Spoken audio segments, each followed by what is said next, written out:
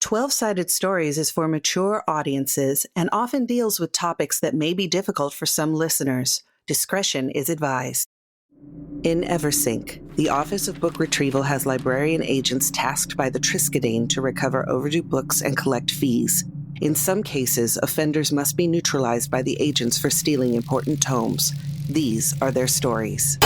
Hello and welcome to Bookhound Bounty Hunters, episode number 2. I have some wonderful players who got completely screwed, but we'll go over that in the recap. Let us start with Farah. Hello, I'm Farah Sarpkaya, and I am playing Giovanna Letteratura, a church militant, and we are both she-her. Hi, I'm Candace. My pronouns are they, she, and I am playing Leo da Silva, also they, she. Hey, I'm Michelle Otis, and I am playing Katja, she, her, and I am that as well. Hey everyone, I'm Sam, that's Sam with 2 M's. I use she, they pronouns, and tonight I'm playing Tisha Valor, who uses she, her pronouns. Before we start, please consider supporting the show through Patreon or on ko-fi, spelled Ko-Fi. Now, on with the show. Excellent. So let us start with our recap. In last episode, the group here was after a book called The Afterlife, a necromantic book that allows people to pull the souls of their dead loved ones from the funerary statues and then place them inside of a body. They can possess people that are nearby. This is kind of a hideous thing to do, obviously. And they tracked the book down to Sag Harbor, where they found a old warehouse that was full of different books and different sorcerer accoutrement. And they were about to get the book back when suddenly Agent Brad came out of nowhere, took the book. Leo was able to get the book back, ran away. Agent Brad chased them down, and there was a cabbage site where cabbages were put everywhere. And unfortunately, Leo lost the book. Meanwhile, the shark necromancer creature, I think Sam is dying over there. Cabbage side, I'm so sorry. That took me out. Oh, God. Oh, so funny. Meanwhile, at the dock, Giovanna was on a boat and basically scared the hell out of a couple of mooks. And they went back to the dock under her sword. And then the shark / human sorcerer person, you all were able to subdue him, and you took him back to the city watch to be taken care of, and you at least got the bounty. Well, not the bounty, but the fines. When you returned to headquarters, Mother Biblia was waiting for you. She took you into the office and said, basically, that when you're out bounty hunting, you have to decide what you're going to do if someone's trying to snipe your stuff, and said if you can't outrun Agent Brad, then maybe you should break his legs. So that is where we're at. I am going to say that it's the next day, and you all are at the library in a quiet corner. There are a couple of different bounties available. One is for another heretical book. The bounty is 1,000 gold coin. Another book is for slightly less. It's for 500, and it is just late, and it is nothing that special. Now you know that the cheaper one would be easy to get quickly and would put a little gold in your pocket. Right now you don't have a lot of money, a lot of wealth, but you also know more than likely Brad's going for the big one today. So talk amongst yourselves and decide what bounty you want to take on. So we're definitely going for the 1,000 gold one, aren't we? Because fuck that guy. But of course. I want his head on a spike. I'm sorry, that was very aggressive, but it's just how I feel. Turnabout is fair play. We could follow him. We could, but I don't think he'd be able to find his own ass if he didn't have a map, if I'm honest. So I hear what everyone is saying, and I do want to get more than a little bit of gold in our pockets, but Mother Benedicta, she said, You must get a book soon. So if it's just about getting a book, we could just get the 500. I don't want to make it seem like I'm trying to, shortchange anyone or doubt our skills. I'm just saying, I'm tired of that fucking punk, and we could really use a win. You're not wrong. Go ahead, Punk. Do you feel syllabus? Anyway, go ahead. Do you feel syllabus? Yes. Oh my god. I defer to all of you, though. If we're going for the 1,000, I never say no to a challenge. You bring up a good point. Let us go for the 500. All right. Fine. I think that's a good idea. You're right. We do need a win. And if I'm being 100% honest, I'm still feeling a little stinged by my slight from yesterday. So, yeah, maybe we don't try to immediately one-up him and we just plan. However, we show no mercy. Oh, certainly not. If we see him in the streets, no mercy. On sight, Tisha slams her fist on the table. This big echo goes throughout the library, and you hear a shh. Sorry, my bad. I forgot. I got too excited. On sight. And then she does it softer. Okay. So you all take the smaller bounty. What's the name of this book? I'm totally putting this on you. You said just a normal book. Flora and Fauna of Sag Harbor. Beautiful. That was way better than what immediately came to my head, which was, we can pickle that, because I've been binging Portlandia again. So, did you say Laura and Fauna of Sag Harbor? Flora and Fauna. Flora. That makes more sense. Okay. That's Laura and Fauna. That's a whole different book. Right. That's in the romance section. That's in the romance. I was going to say, yeah, that's got a sexy unicorn on the cover. Oh, yeah. That's running across a beach. And it's an older sex book because it's in Sag Harbor. Does that mean the sex inside is older or the book is Can you imagine that? No. I lay thy head on thy heaving bosom. Listen, I'm not above that. I'm not above that kind of thing. So the last time this book was taken out, it was taken out by, to make up an NPC name, Frederick Stivs. And he is a merchant with Marcanti. Am I saying that right? I might be hitting the mer a little too hard, but I am in America, so please forgive me. I'll judge you in Italian. And yeah, exactly. I'm doing the American Italian version, America. And he lives right here in Iron Cross. The book's been out for about a month. He owes 20 or 30 gold on it. But the reason that it's so high is because this particular book is the only one that is left. I guess the other copies have been lost due to flooding and whatever. So they kind of want the book back to be able to do a new copy of it. But this guy won't bring it back for some reason. And so they're willing to put a high bounty on it to get someone to break into his place and take it back. Now, the reason they're telling you to break in is because he has some power behind him. He has political clout. And so it means that you all need to be careful on how you approach this. Now, this is a good time to remind you all that you do have contacts, your allies and your enemies. So remember that when you're trying to leverage some of your abilities, okay? You can kind of do a planning stage right now. Talk amongst yourselves, figure out what you want to do. And it's early morning. If you want to fast forward to night and do it as a night thing, you can. Just let me know. So I have some points and contacts in nobility. What I would probably want to do is see if this person, this Frederick, is going to be out of the house at a party, at an event, at a something, so that his house is empty, basically. Okay.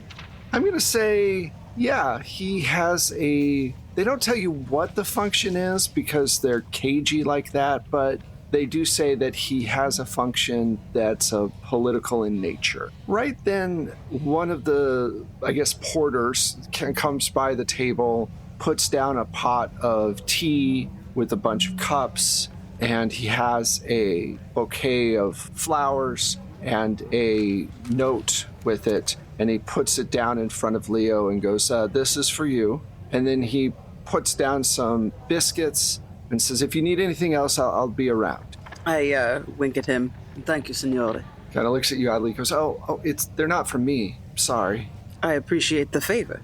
Oh, well. He winks back kind of awkwardly and walks away and is going to spend the rest of the day running through his mind how cringy he was. He should. Yes. He completely misread everything. Oh, bless his heart. Takes morale damage. Takes morale damage. God damn it. Why can't I be smooth? Why can't I be smooth? I will say, though, Leo doesn't begrudge that interaction. Lots of men get confused, but only a certain type of man really turns their head. It's more about your vibe, and he just didn't have the... No. Heard. Please, my friends, don't hold back. If you want some of these, it's here for you. Well, thank you. And Tisha reaches over and pours herself some tea, whips out the flask, spikes it, closes it, sticks it back in. Who is it from? Oh, a moment, please. And I want to very carefully open this note. Considering my extracurricular activities, there could be all manner of things inside this envelope. So you open up the envelope and it's got gold. It almost looks like a wedding invitation. It's beautiful. And you open it up inside and it says, better luck next time, Brad. Don't drink the tea. That son of a bitch. Every time this man gets me. But there's rum in it now. We'll keep an eye on you, but no one else. We can't afford it. Hopefully he didn't put any kind of mugwort or belladonna in there. Well, there's rum in it now, so the only thing it can do is cancel it out. Honestly, I think I'm in the clear. Downs the rest of it. Not how poison works. I think they'll probably be fine. I think it is. I crunch the flowers up into a tiny, the smallest wad of greenery that I can possibly... Actually, no. I'm not going to do that. Are there any cute girls in this library right now? Yes. I mean, you're sitting right next to one. Yes, there are. Other than my party? There are a couple of tables of young college girls who are, sipping tea and reading books and studying for class and all that. And I've got a full bouquet of roses or something? Yeah, they're roses. I crush the letter in my hand. You can see me just squeezing it. You can see tiny bits of paper sticking up in between the leather of my fingers, and I very gently release it onto the table in front of us into my tea, my poured cup of tea. I hand each of my companions a rose and kiss them on the cheek, and then I take the rest of the bouquet and I walk over to the ladies. And I spend not too long. I do like a little drive-by. I'm there for 2.5 minutes. I compliment everybody. Drive-by pass flowering. out some roses. Oh, yeah. Real smooth. Yeah, I leave the flowers there, and I smile. And you guys hear as I'm on my way back, well, you know where to find me if you ever want to have a nice time. You notice the porter on the side of the thing writing notes down. That's how you do it. And they are smitten with you as you regale them with your presence for a moment. And you come back to the table. What is the first move? So you're going to do it during the time that Frederick's out of the... Out of the house. Out of the house. Should have called him Froderick. Frederick. Frankenstein. Oh, wow. And I think Tisha's just sitting back in the chair for a second. And then after a while, she sits up and it's oh my God, smacks her forehead. I know people over in the City Watch. That's quite helpful. Track them all around the city. So you all head out and you're going to go and, I guess, prep, look at the place, kind of scope everything out before you make your move. Put on my extra quiet shoes. Yeah. Extra quiet shoes. Your sneakers? Your sneakers, yeah. And you make it over to the local City Watch post, and Barry and Jack are there. They go, well, can I help you? What's going on? Hey! And I think for the first time, you kind of see Tisha just like come alive. This is what she does, but she's a party girl at heart. It's a bit more in her speed, so she's a bit more loose now and is like openly flirting with both of them at the same time. Hey, like I haven't seen you in so long. Barry, where the hell have you been? Like is like overtly like touching them all in their space, throwing her hair back, laughing, just obnoxious.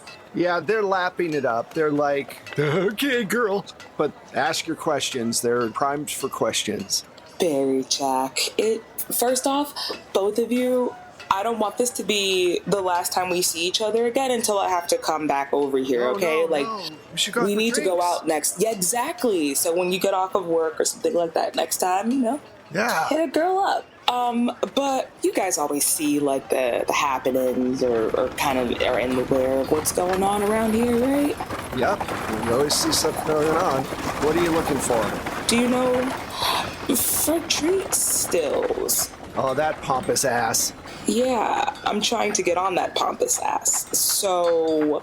Oh, wow, you could do so much better. Of course I could. It's all about the chase. It's what's fun for me.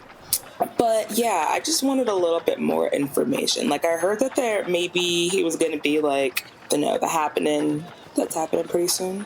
We don't know much about where he goes, but whenever he does, he always asks for special accommodations so that we can do an extra patrol around his house. That's weird. He uses the City Watch like his own personal guard. He should be hiring the mercenaries, not driving us. Fucking asshole. He makes more than enough money to be able to afford that without having to continuously dip into you guys' pockets. Like, that's not fair. You have enough bullshit to deal with in this place than having to cater to the whims of some rich asshole. I'm sorry that they did that to you. That's really fucked up. Last week, he, brought this huge wooden box that we all had to help him carry in because he's in tight with our watch chief, and the thing weighed a ton, and it kept humming. He's doing something, I don't know what. That fucker is always up to something. Ugh. I don't know. Don't you like the mystique of him sometimes? Like, it's just, you never know what you're gonna get. It's always like a wild card. Russian roulette, something like that. They fumble over their words trying to say something in the lines of well, we're wild cards. Yeah, sure, but we're good too. Absolutely. Okay. Yeah, why? Why do you need to know all this? Are you going to try to break into his place? Why would I do that? I just told you. I was trying to break into his pants. That's what they do. I have nothing to do with any of that. Do you ever see me, out in the field actively engaging with the shit that they do? This is just a way to keep a roof over my head. Oh, okay. Well, I get it. I mean, if you're really that desperate to get in his pants, I don't think you'll have much problems. Desperate's a really aggressive word. Let's try that one more time. Oh, I'm sorry. If you're really excited to see what large box he brought home, you should check out the cafe around the corner around 2 or 3 in the afternoon. He's always there. Gotcha. I really appreciate it. This was fun. We should make more of a habit of doing this from now on, don't you think? Yeah, absolutely. Absolutely, yeah. Jack goes, yeah, finally speaks up a little bit. Sure, let's hang out soon. We can go to the bar. You guys, absolutely. You guys look like it'd be such a blast, and I could probably I feel like I could really let loose with you guys, try new things. They're like, whatever you say, yes.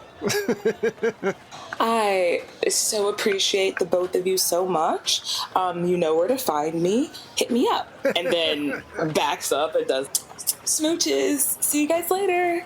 Okay. Like I said, hit me up, right? Absolutely, yeah. For sure. So you meet up back with the group, who are just a few feet away watching the spectacle that's going on. When Tisha comes back, immediately drops the act and opens up her flask and takes another sip. I think Tisha might have a problem. And starts relaying this information that that she got. Were they disrespectful? Because I can take care of that if they were. No. They're much too led by the head in their pants to be disrespectful. A bit too confused. I see. Bless their hearts. Yeah, apparently he's going to be in the cafe around 3 o'clock today. He brought in some, I want to know what the fuck that box is about. I mean, I want y'all to figure it out and, to see what it is in case it, y'all could fight it if it does stuff that hurts. Well, the priority is the book, but if there are other magical items there, then, well, it's our responsibility to find it, is it not? Yeah, why not both? Well, if he is having tea, you said 3 o'clock? Mm-hmm. And there are no extra guards at that time. That might be a good time.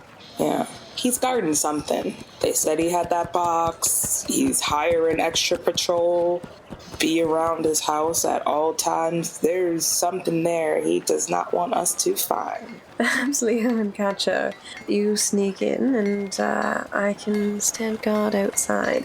I know how to talk to people like this. I might be able to delay him a little bit in case he comes back. And, well, we have a perfect person to keep him delayed at the cafe, do we not? I mean, I wasn't going to be the one to say anything, but...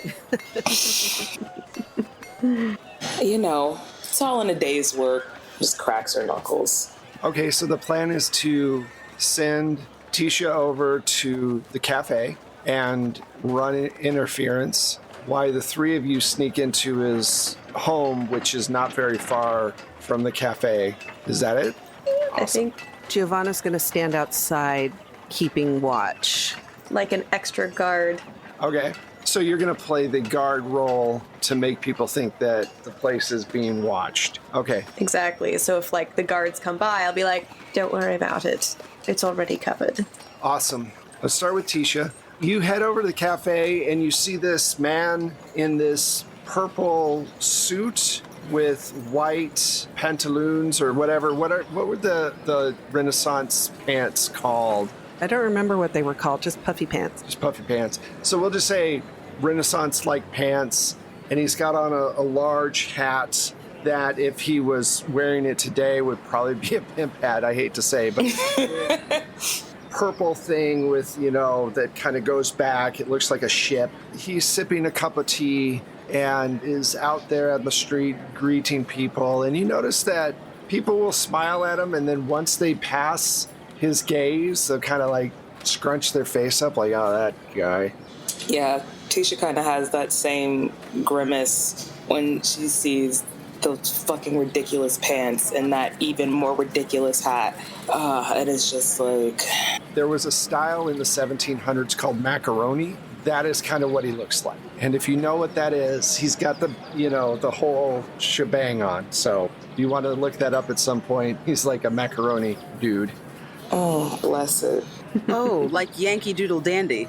Mm-hmm. Got it. Yeah. Gotcha. I hate how I immediately pictured it right in my eyeballs as soon as you said it. That was so disgustingly visceral. I hated it.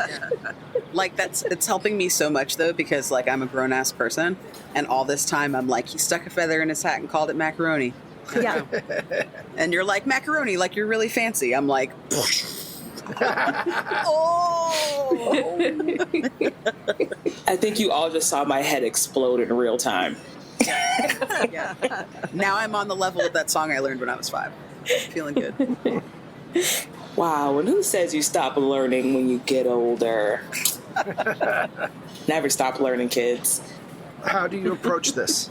Tisha internally rolls her eyes, rolls them so hard that they probably would get stuck if you could actually see them. And then kind of immediately turns on whatever the hell that is that she has and just walks up to Frederic and goes, the first thing I always notice about a great looking man is his sense of style. Well, of course you do, little lady, because I have all the style in this drab city. I dress for success. As I can see, I've never seen fabric that exquisite before. It had to be expensive. Of course. There's no way to get a look without spending the right amount of coin. That is the way of the world, young lady. Now, you look like a wonderful person to have some tea with, possibly give a tour or two of the lovely city we have around us. How would you like to sit down here and talk with me for a minute? I thought you'd never ask, to be honest. And she, loops her arm into his. Well, all right, let's be off then. Walks in the opposite direction of his house. Okay.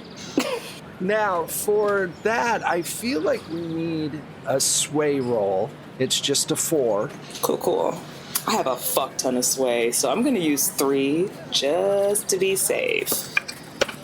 Yeah, that was a 4, actually. Right, I rolled a 4, so 7. So you got a 7? Oh, so yeah, you're able. At first, he's like, "Oh, you might as well show you my room," and you're like, "No, this way," and he follows you right along. Don't you love the thrill of almost being caught?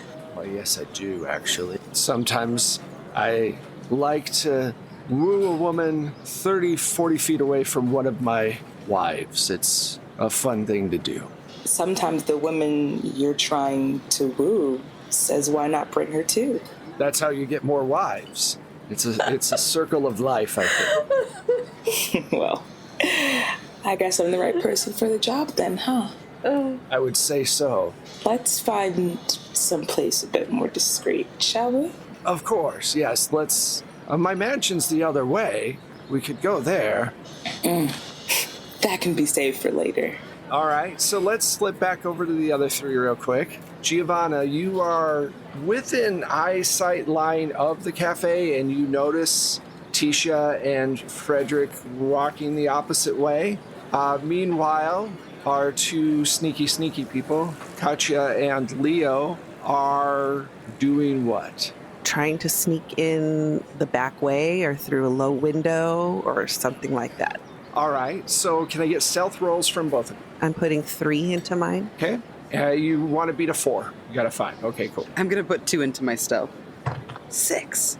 Awesome. So you guys get into this house and you hear people moving about, women talking to each other in different rooms. It is a large place. I'm going to say that since you did so well on your rolls, that you've actually broken into his study. And the book is laying right there. But you also hear something.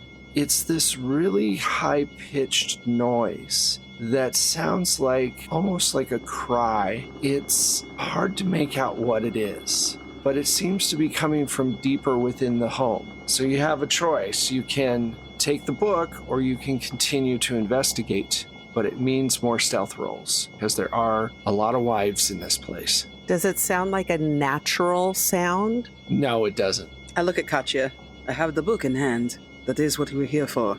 We're not really supposed to be going off script, so to speak. Let us take the book and maybe an anonymous report that there is magic going on in this house. That could work. We can tell the Madre as well, see if she has any concerns. Oui, I agree. Let us go. All right, so you sneak back out. Meanwhile, Giovanna, you notice down the street. So you've had a problem with the Mercenaries Guild lately. The mercenaries have been, for some reason, poaching books from the different libraries. They've been paid for this, but you're not sure who's paying. You even got offered money from their leader, Talus, who is relatively well-known and relatively powerful and very much into you. He really likes you, but he feels that you're a little too, strict with your views. Principled works too. A little too moral, not enough gray in your moral. And you notice that there's a group of them not far away from where you're standing, and they seem to be talking about something very intently. I don't want to stand directly in front of the house, so what I will do is I'll continue to make rounds around the house as if patrolling it, and my route will conveniently pass by where they are talking. That said, how well known would Giovanna be? Because she's probably like 6'6", tall, blonde hair, blue eyes. She stands out real good. So, I love how you're playing Brienne of Tarth. I'm like, whew. oh, hell yes. Oh, I am such a fan. You're actually really well known to the mercenaries. Now the mercenaries are your enemies, right? On your character sheet. Oh, yes. So they know you. You have tangled with them before, and they're very aware of who you are. So if you go walking past them, they're absolutely going to notice you. You are not stealthy, and you're 6'6". Yeah, I'll still walk by them. I don't fucking trust them, and I don't care. Bring it on. So just roll a 6-sided. You have no stealth, anti-stealth. Oh, no. What is stealth? So if you're trying to hear something, I'm going to have you roll a 6-sided and see if you can beat a 4. You don't get any bonuses to it. Okay. That's a 5. Excellent. Okay, so Hell yeah. you walk by, and they're so intent on talking, so focused on talking, that they don't notice you. And you hear them talking about a pickup later that night of cargo for a friend. And they never use any names, but they keep talking about how heavy the cargo is and how many men they're going to need to do the job. And you are able to pass by and kind of pick up on all that. Mm-hmm. And you make it back to the house just as the other two are coming down the pathway. Beautiful. I pass by Giovanna, not acknowledging her, like we don't know each other, just so she knows we're done. And then I will circle back around to Shadow Leo, just in case Brad shows up. You shadow Leo for a little bit. All of you meet back together, I'm going to say. After a while, Tisha, you flirt, and realize when you're far enough away from his mansion, you kind of peel off from him and just kind of leave him there. Probably in not the best neighborhood, just on purpose. With his britches down. His britches down. absolutely. They find him without his shoes. He's up on blocks.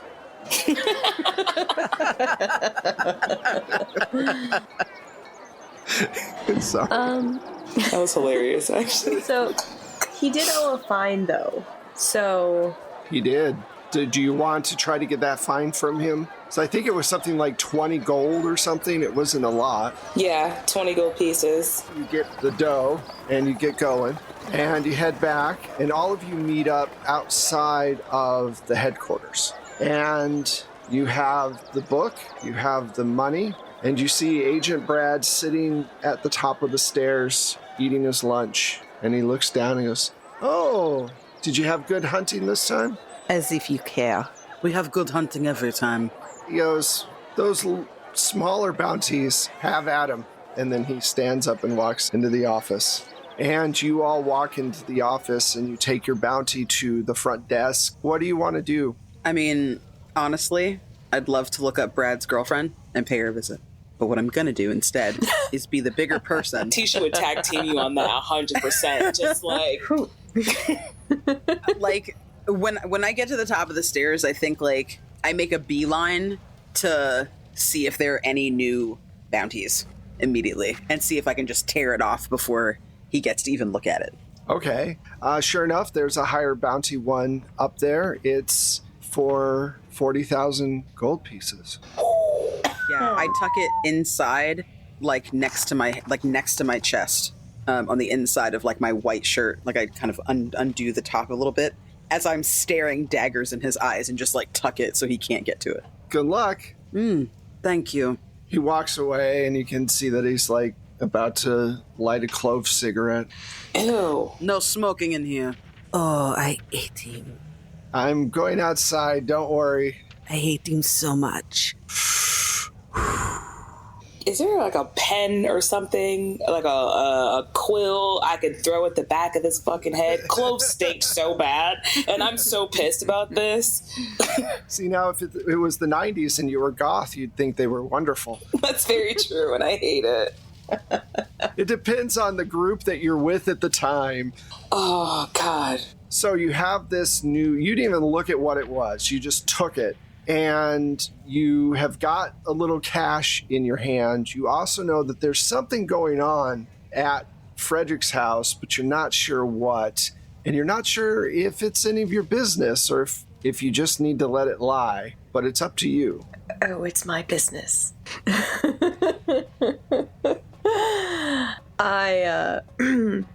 the group, after we've kind of walked away, I don't know what the fuck they're up to, but they're up to something, and I aim to find out, because it's likely something that is not good for the city. So, if you wouldn't mind this little dalliance with me, we're going to go ruin some mercenaries' days. Or evening, I suppose. Well, before we go off and do this, let us really read this bounty, because the bounty and what we are about to do may align. What she said.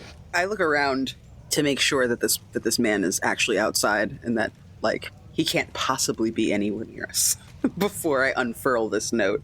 You look around, and as you look outside, he catches your eye, just kind of waves at you and keeps smoking. I take the 4 fingers, not including my thumb, and I put them underneath my chin, and I do a hard push outward in his direction.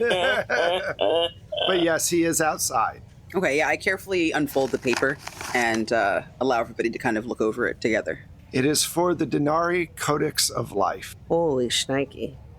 It is a religious tome. It is a one-of-a-kind written by Denari. It has been taken out by a priest, and it's been missing for a month and a half. For some reason, they're just now putting the bounty out. And what's the name of it again? I'm sorry? The Denari Codex of Life. Giovanna, I hope you don't mind that the holy man is on the list. I don't imagine he's going to fight us very hard for the book. I'm sure he'll understand, we need to secure that kind of information for everyone, but just wanted to mention the elephant in the room, so to speak.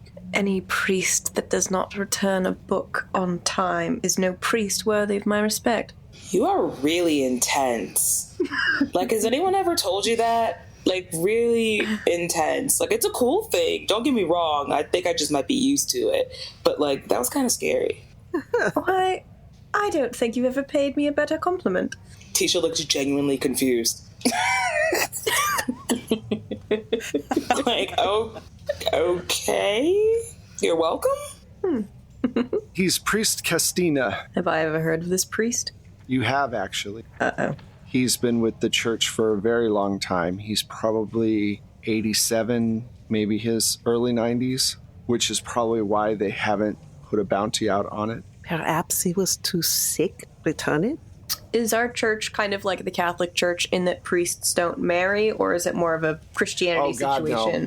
No, okay. It's they're not.